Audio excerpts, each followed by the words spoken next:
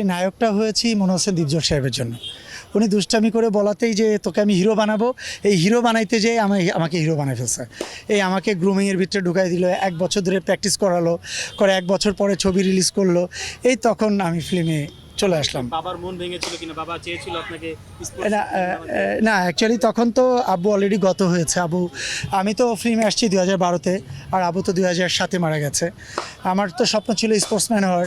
আমি বিভাগীয় টিমে ছিলাম, জেলা টিমে ছিলাম, সুজয় তরুণে ছিলাম, বিকেএসপিতে ছিলাম। তা সব কিছু মিলিয়ে আমারও স্বপ্ন ছিল ক্রিকেটার হওয়ার। কিন্তু মিডল ক্লাস ফ্যামিলি, আগে স্টাডি, সবার ধারণা আগে জজ ব্যারিস্টার হইতে হবে, এই ইঞ্জিনিয়ার হইতে হবে, পাইলট হইতে হবে, ডক্টর হইতে হবে। আমারও স্বপ্ন ছিল এরকম কিছু একটা হওয়ার। বাট তারপরে যে কেন যেন বিবিএটা শেষ করার পরে তখন মনে আছেন দীপজল সাহেব উনি আমাকে ফিল্মে জয়েন করাইলেন আর কি। আমি বিকেএসপিতে যখন আমার সুযোগ আসে ক্যাম্পিংয়ে প্রথমবার, তখন আমাকে আমার টেস্ট পরীক্ষা, আর 15 দিন পরে আমার টেস্ট পরীক্ষা, এসএসসি টেস্ট পরীক্ষা। তা মফস্বলের ছেলে এসএসসি টেস্ট পরীক্ষা, সো এটা তো ফ্যামিলির কাছে অনেক বড় একটা ব্যাপার। টেস্টে টিকতে না পারলে তো আমি এসএসসি দিতে পারবো না। তা ওই মুহূর্তে আমার যেতে হবে, আমার স্বপ্ন আমি যাব। বাট তখন আব্বু বুঝতে পারলো যে একে আটকানোর কোনো অপশন নাই। তখন আব্বুই আমাকে অ্যারেঞ্জ করে, আব্বু আগের দিন আমাকে বলে রাখলো যে তুই পালায় চলে যাবি, সব অ্যারেঞ্জমেন্ট আমি করবো, তোরা আটকাইতে পারবে না, বিষয়টা এরকম। তা আমার মফস্বল যেহেতু, ভ্যানে আমার সমস্ত ধরনের কিটস, ক্রিকেটের কিটস, তখন এখন তো কিছুই না, তখন এই বড় বড় কিটস ছিল আমার, 2-3টা ব্যাগ, এগুলো সব ভ্যানে উঠাই দিয়ে আগে আমার মোড় থেকে আরেকটা মোড়ে নিয়ে রেখে দিছে আব্বু। এরপর আস্তে করে গেটটা খুলে আমাকে পাস করে দিছে, যা ভেগে যা। হ্যাঁ, বাসায় আমু তো প্রায় 15-20 দিন, 1 মাস আমি টেস্ট পরীক্ষাও দিই নাই, আমি।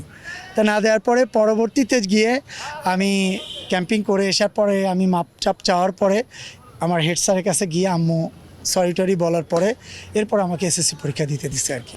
একজন বাচ্চা বা একজন ছেলে যখন ক্লাস 9-10-এ উঠবে, সেই ডিসাইড করতে পারে যে আসলে তার দ্বারা কি করা সম্ভব। আমাদের বাবা মারা আমরা আসলে ভুল চিন্তা করি যে আমার বাচ্চা ওর ইঞ্জিনিয়ার বা ও টেকনিক্যালি দিকে অনেক ভালো, তাকে আমরা ডাক্তার বানানোর জন্য স্বপ্ন দেখি। কিন্তু অ্যাকচুয়ালি সেটা না। আমার বাচ্চাকে আমি চেষ্টা করব যে সেই স্পোর্টসের ভিতরে থাকার জন্য, বাট স্টাডিটা ওর মতো করে করবে। যেহেতু আমার প্ল্যানিং আছে ওর স্টাডি শুরুটাই করা দেশের বাইরে, আমেরিকাতে নভেম্বরে প্ল্যানিং আছে যে ওকে ভর্তি করা। সো ওইখানে গিয়ে যদি মনে করে যে আমার ইচ্ছা যে আমি সবসময় ওকে প্র্যাকটিসে রাখবো, ক্রিকেট হোক, ফুটবল হোক, স্পোর্টসের ভিতরে থাকবে। বাবা মার তো সাপোর্ট লাগবেই। আমার বাচ্চা এটা চাচ্ছে বিধায় তাকে আমার এটা দিতে হবে এমন কোনো কথা নেই। আমার বাচ্চার আসলে কোনটাতে উপকার হচ্ছে এটা তো আমি নিজেও ফিল করতে পারি, সেক্ষেত্রে ওইভাবে কাজ করতে হবে। আর বাচ্চাদের সবসময় একটু ওপেন করা উচিত, প্রতিদিন 1 ঘন্টা একটু ঘোরানো উচিত, একটু খেলানো উচিত, এবং তাকে বাবা মার প্রপার টাইম দেওয়া উচিত। বাচ্চারা বেশিরভাগ টাইমে ফোনে আসক্ত হয় যখন বাবা মা প্রপার টাইম না দেয় একজন বাচ্চাকে। তখন দেখা গেছে কাজের বউয়ের কাছে দিয়েছে বা অন্য কারো কাছে দিয়েছে, সে তার ফোনটা দিয়ে বাচ্চার কাছে ধরে রাখছে।